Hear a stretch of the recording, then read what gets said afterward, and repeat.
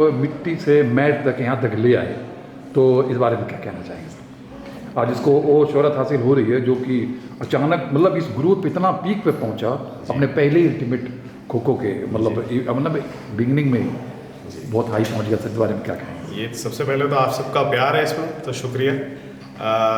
हमेशा से यही सोचा था कि इस खेल को आगे लेके जाना है। जब पहली बार इसको देखा था तो एक चीज़ पता चल गई थी, अगर कैमरा एंगल सही होए तो it can become a television spectacled. तो वो एक बहुत बड़ी चीज़ थी, तो उस चीज़ पे हमने बहुत काम किया। सही टीम ओनर्स को लेके आए, वो एक बहुत बड़ा एक अहम हिस्सा है किसी भी लीग के सक्सेस के लिए। तो जो बड़े बड़े जो सारे आए हैं टीम ओनर्स 6 के 6, वो सारे हैं यहाँ पे। सोनी का आभारी हैं हम लोग कि उन्होंने बहुत बढ़िया काम किया, हमको बहुत अच्छे से सपोर्ट किया है। मिस्टर अमित बर्मन जो मेरे इन्वेस्टर हैं, वो प्रमोटर डाबर और प्रमोटर अल्टीमेट खो खो है, उन्होंने वो विजन पे इन्वेस्ट किया। ये एक बहुत अच्छी बात है और मैं ये चाहूँगा कि ज़्यादा से ज़्यादा कॉर्पोरेट या ऐसे नॉन क्रिकेटिंग स्पोर्ट्स में इन्वेस्ट करें ताकि भारत एक मल्टी स्पोर्ट नेशन बन पाए। और kho kho federation of India उनके लिए भी तहे दिल से हम शुक्रिया अदा करते हैं, क्योंकि फेडरेशन का हाथ एक बहुत बड़ा हाथ होता है जब खिलाड़ियों को संभालना, उनका डेटा देना, उनसे बातें करना, टेक्निकल ऑफिशियल्स के साथ काम करना। तो I think that has been a beautiful relationship with KKFI। And हमने जो लीग राइट्स लिए हैं वो अगले 20 साल के लिए लिए हैं for men's, women's and grass roots. So the idea is to, of course, it was always intended to come with men's first and create and deliver a spectacle on air. I think वो कहीं ना कहीं हम कामयाब हुए हैं इसमें, तो बहुत बेहद सर खुशी है। महाराष्ट्र में एक तरफ गणपति उत्सव की धूम है, दूसरी तरफ खो खो की चर्चा है। बहुत बड़ी चीज़ है। हम तो हमने जब ये प्लान किया था तब हमें ध्यान नहीं था कि गणपति होएगी तब, बट अभी भी अगर आप ग्राउंड में देखें जितने लोग आ रहे हैं, बहुत बढ़िया रिस्पांस रहा है लोकली। आई थिंक हमने स्कूल्स कॉलेजेस में बहुत एक्टिवेशन किया है।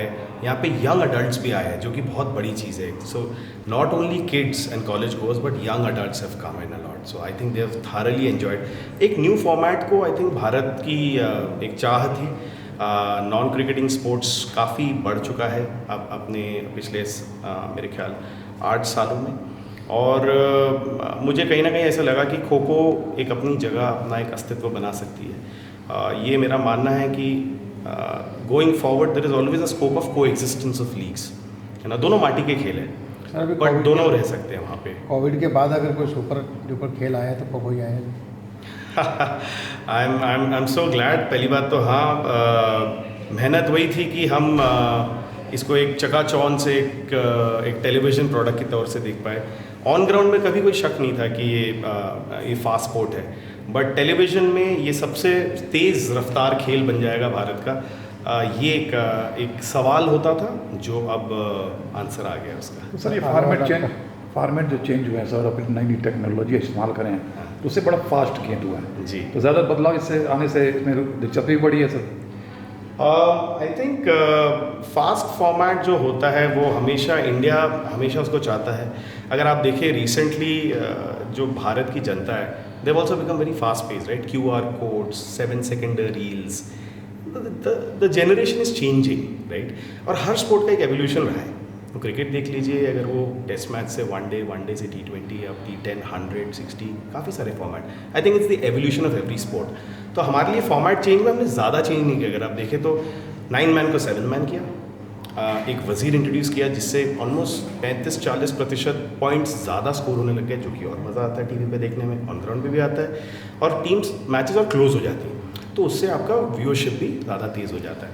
And the second thing which we tried was a power play, और उस पर भी अगर आप ध्यान दें, हमने कोचेस को मायने दिया। वहाँ पे बहुत कम ऐसे स्पोर्ट होते हैं जहाँ पे कोचेस की भी कोई से होती है। मैं ये चाहता था कि कोचेस भी अपने डगआउट से ये डिसीजन ले पाए स्ट्रेटेजिक, क्योंकि वही गुरु होना चाह रहे हैं और ये माटी का खेल है।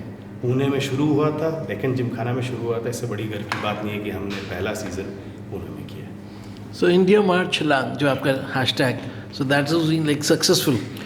Absolutely, You've and taken that leap. yes, I'm so glad that you asked this question. That's one of my favorite. India March Chalang was kept and built by keeping in mind of the fast-paced India, who is taking the leap of faith in everything, right from startups to becoming unicorns, to creating and becoming own businessmen or YouTubers or anything of that sort. Everybody's become an independent young adult in India. And for us, the leap of faith, what you see in the logo at the back here, is also this छलांग, it's the skydive. और ये जो आप छोटे कण देख रहे हैं, ये माटी के टुकड़े हैं और ये पॉजिटिव एनर्जीज हैं जो आगे निकल रही है. So the whole objective of India Mar Chhalang was that India should move ahead. And when you're talking about Pune, like the city, and you're talking about those, adult people who've come in, it's an IT hub, Right. like Bangalore, Pune. So, what do you feel about that? Those people are going to be future. They're going to buy teams. More teams you're going to have. See, we've already had 6 fabulous Yes. entities. I think it's a very beautiful mix of. See, every franchisee does its own responsibilities. There's a government of Odisha, which we are mighty proud of. For the first time, historic moment that they've picked up a team in an indoor arena sport. Never ever in the 75 years of independent India have we ever seen that. There is, of course, Adani and GMR. They are tested players. They know how to run the businesses. They've done that with IPL, PKL, ISL teams. Then there are new investors who I always wanted to bring on the table as a sports marketer myself, to give them a fabulous experience, so that we also introduce more people to invest in non-cricketing genre. That was the idea. And then, of course, not to forget Puneet Balan and Badshah, who bring the glamour factor of it.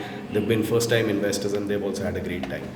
To add on more teams, I can tell you that there are some really big names in the pipeline, which will be coming next season. So we will be going ahead with 2 more teams next season. Sir, जितना Orissa government को आपके साथ जोड़ने का आपने प्रयास किया, क्या नेक्स्ट सीजन में अगली कोई गवर्नमेंट और एसोसिएट हो सकती है? कुछ बातें तो चल रही हैं, और वही होता है. आई थिंक ये जो चेंज होता है ना, जो आपने सही पूछा, जो इंडिया मार्च छलांग है, this is about bringing about a change in the sporting ecosystem. बहुत ज़रूरी है ये, सोच समझ के, जल्दबाजी नहीं करके. You have to bring the right product on. इसमें टाइम भले ही लगे. आज जब मैं पीछे मुड़ के देखता हूँ 2 साल कोविड के, उसने हमको बहुत सिखाया. They made us more prepared and we genuinely micromanaged every little angle, right from the entry of the players to their jerseys, to the way the setup is, the tunnel, to the format, to the dresses of the jerseys and the referees, all of that. So I think ये सारा देखते हुए जब Orissa government ने किया है, I can tell you that there have been 2 other governments who have approached and they've had chats, but for us that is the victory, that the mindset is changing.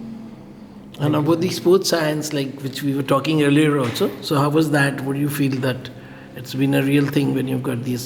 The sports science? Yeah, you means all that physio and everybody. Yes, yes. So that's been a great Earlier one. it's not been there. Yes, I think, see, now the data analytics is going to play a huge role, because, you've seen the speed of the play.